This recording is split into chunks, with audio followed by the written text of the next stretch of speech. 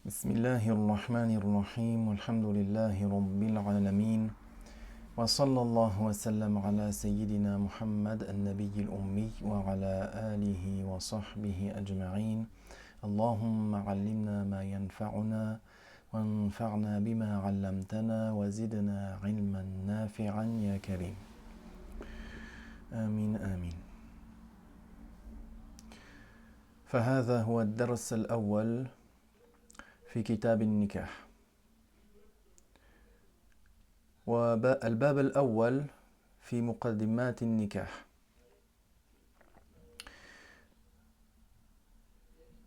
Ceci est donc le premier cours dans le chapitre du mariage, c'est-à-dire dans le chapitre du mariage selon l'école de l'imam Abu Hanifa rahimahullah.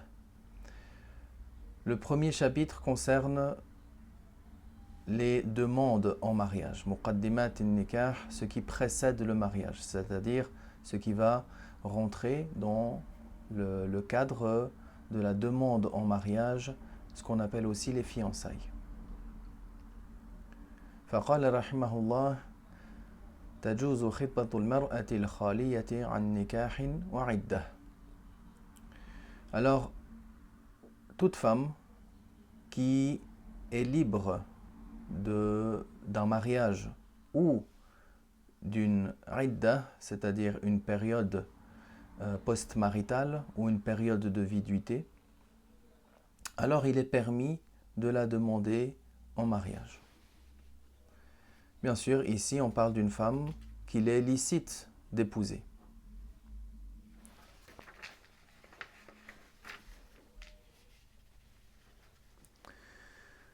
ثم قال تحرم خطبة المعتدة تصريحا سواء كانت معتدة لطلاق رجعي أو باء أو وفاة. Il dit tout d'abord qu'il est interdit, il est haram, de demander explicitement en mariage une femme qui est dans une période post-maritale. Combien cette période d'attente post-maritale, elle soit, ou cette retraite obligatoire, elle soit suite à un divorce qui est appelé divorce raj'i, dans laquelle la femme peut être reprise dans le mariage, ou un divorce ba'in, c'est-à-dire un divorce qui nécessite un nouveau contrat,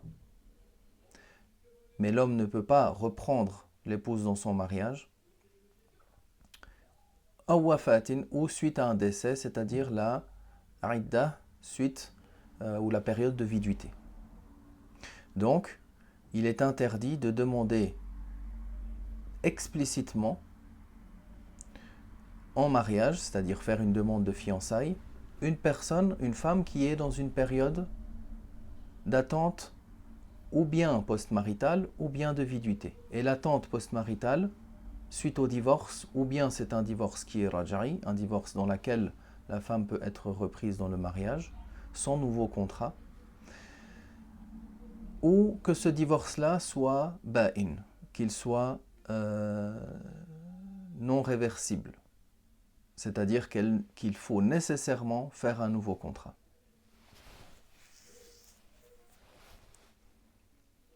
ويصح إظهار الرغبة تعريضا لمعتدة الوفاة دون غيرها من المعتدات.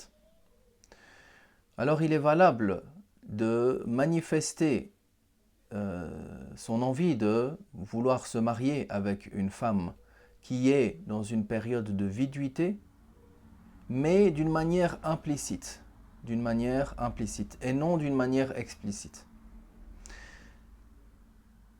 Uniquement pour cette femme-là, c'est-à-dire cette femme-là qui est dans une période de viduité, mais pas pour les autres périodes post-maritales. ولا يجوز العقد على واحدة منهن قبل انقضاء عدتها. Et il n'est pas valable de demander ou il n'est pas valable de conclure un acte de mariage avec l'une d'entre elles avant que la période d'attente, la période de viduité ou la période postmaritale soit entièrement écoulée. Le mariage n'est pas valable.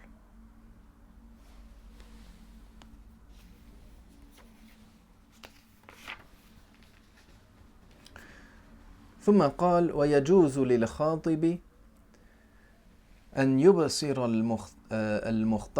المخطبة وينظر إلى وجهها وكفيها ويجوز للخاطب أن يبصر المخطوبة وينظر إلى وجهها وكفيها.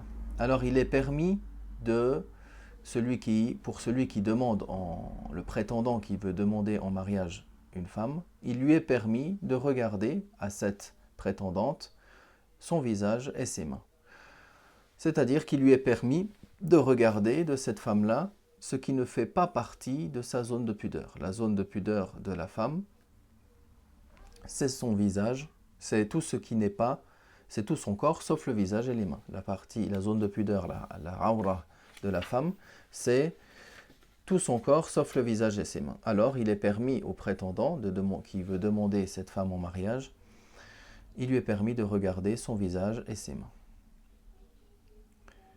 والوعد بالنكاح في المستقبل ومجرد قراءة الفاتحة بدون إجراء عقد شرعي بإيجاب وقبول لا يكون كل منهما نكاحا.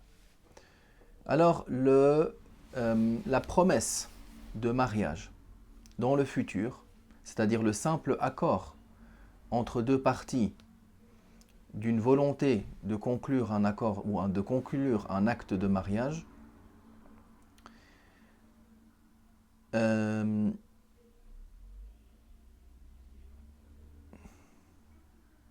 n'est pas conclu par la simple lecture de la Fatiha. C'est-à-dire le simple accord, la simple promesse de mariage qui est fait, qui est conclu par une récitation de la Fatiha uniquement, sans qu'il y ait eu une conclusion d'un acte religieux qui est par la formule d'engagement et l'acceptation. Alors, aucune de ces deux choses n'est considérée comme étant un mariage. C'est-à-dire ni la promesse, aucune de ces deux choses, c'est-à-dire ni la promesse du mariage, l'accord dans le mariage futur, ni non plus la lecture de la Fatiha. Aucun des deux ne conclut un acte de mariage s'il n'y a pas eu, avec les conditions nécessaires qui vont être citées, s'il n'y a pas eu la formulation d'engagement et l'acceptation qui est appelée al-ijab wal-qaboul. وَلِلْخَاطِبِ الْعُدُولُ عَمَّنْ خَطَبَهَا. Et il est permis à celui qui a demandé en mariage, il peut se retirer de sa demande en mariage, c'est-à-dire se retirer de cette fiançaille. C'est-à-dire une fois qu'ils ont conclu l'accord, une fois qu'ils ont conclu la promesse du mariage, le prétendant, l'homme qui a demandé cette femme en mariage, après qu'il y ait eu l'accord, alors il peut se retirer de ces fiançailles-là. وللمخطوبة أيضا رد الخاطب الموعود بتزويجها منه. Également, la femme, elle peut se retirer, donc elle peut réfuter quant au prétendant cette promesse de mariage avec lui. ولو بعد قبولها. Même si c'est après son accord. Même si c'est après son accord. ولو بعد قبولها أو قبول وليها إن كانت قاصرة هدية الخاطب ودفعه المهر كله أو بعضه. Donc, l'homme peut se retirer de cette promesse de mariage, tout comme la femme également, elle peut se retirer de cette promesse du mariage avec lui, même si c'était après son accord, c'est-à-dire après qu'elle ait accepté, comme il va le mentionner, le cadeau qui a été présenté par le prétendant, par l'homme, lors de cette promesse. C'est-à-dire certains présents, certains cadeaux qui ont été faits par le futur marié en vue du mariage. Même si c'est après qu'elle ait accepté cela, elle a le droit, que cela soit par elle ou par l'intermédiaire de son tuteur, de réfuter, de revenir sur ses fiançailles. De même également, après le paiement par celui-ci d'une partie ou de la totalité du mahar, de la dot.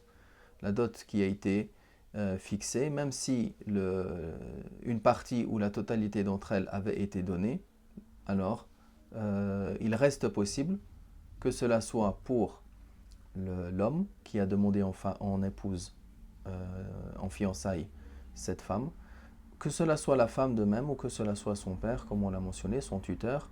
Alors même si c'est après ces choses-là, ils ont le droit de se rétracter concernant ces fiançailles. Walhamdulillah, wa sallallahu wa sallam ala rasulillah.